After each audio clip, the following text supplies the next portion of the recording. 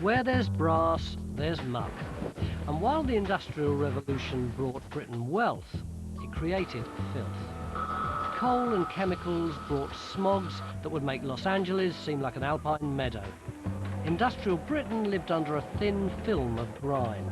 And ironically, one of the messiest jobs of all was one designed to keep everyone else clean. You needed a strong stomach to apply for the post of soap boiler. Emanating from somewhere over there isn't the smell of Lux or Palmolive. It actually smells more like the insides of 1,000 dead wildebeest. And my head tells me that it's to do with our next worst job, soap making. You look like you're boiling a Martian in there. What is that? Well, actually, I'm not boiling a Martian. I'm boiling parts of a dead sheep. And we actually need some more, so why don't you throw that one in over there? So, is that what you make soap out of, the insides of sheep? Well, you make soap out of fat and, believe it or not, caustic soda. The most common form of fat was from boiling down animals. Will this do? Oh, no, that's far too good. That's our lunch. Put it in the sheep's offal. Here we go. I have to say, I've never got used to this job. So you're saying that they could have used virtually anything at all to go in there? Well, Tony, you're a soap maker, okay? You know that any bit of animal will do to get fat from. So if you see a dead dog or cat, rat or anything, you're going to put it in your soap pan, aren't you? But first, you have to take the skin off. Yeah. And then you have to take out its entrails so there's no waste products in it. Because you don't want waste products in your tallow. But virtually anything else will do. It does smell fairly disgusting now, doesn't it? What do we do with it next? You have to cook it, Yeah. let it cool, take the fat off the top, Yeah. and then repeat the process to get a pure tallow. And eventually, it ends up like this. Why is it clear on the top but got that big yellow ball in Well, it? this is liquid tallow, Yeah. and the big ball in the middle is actually solid tallow. What are we going to do with this? We're going to pour it in this pot, and we're going to make soap. In it goes. So what do we do now? Well, Tony, we add in the lye. What's that? Well, lye is caustic soda, or what they used to call potash, in a solution of water. That must be dangerous. Well, it is. I mean, certainly, if you put your hands in it, it would burn them. So not only did you have this horrible stink, but you had this horrible burning stuff as well. Absolutely, and if you get splashed with it or it gets in your eyes, it will blind you.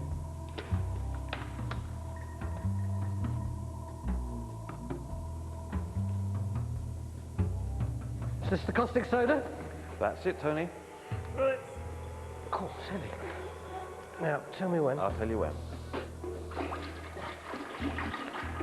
That should do nicely. Okay. Now we heat it up. Now we heat it up. Now you see the lye is mixing with the fats, and then very slowly, very gradually, it will turn into soap. And that process is called saponification. I'll tell you what, it's starting to go really frothy. You normally can't tell how long it's going to take to saponify. Sometimes it happens quite quickly, but normally this process would take about 4 days. And you can see the soap forming on the surface. This is only one little bucket, and it stinks. Imagine the smell from a soap factory rendering animal carcasses 7 days a week. That's weird. There's some fumes coming off it now. Really making me cough. Well, that will be the caustic soda, because it's boiling so vigorously. So that means that we've now got soap, but a load of caustic soda as well. What do we do with the caustic soda? You actually add brine to it, which is salt water, and what happens is the soap basically floats to the top, pure soap. You'll have soap on the top, then glycerin, and then all the bits of animals that didn't make fat, and caustic soda. What happens to the rest of the caustic soda? Well, once you're finished, if there's any waste caustic soda, you'd either use it again, or you just flush it down the drain. Into the water supply? Oh, absolutely. Oh, that's great, isn't it? So you've got all these fumes coming off, you've got the stink, and you've got the fact that your water source is being polluted. It's a messy business.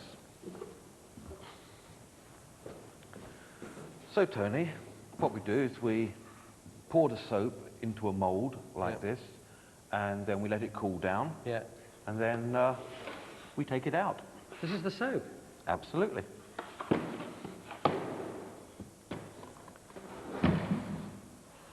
There we are.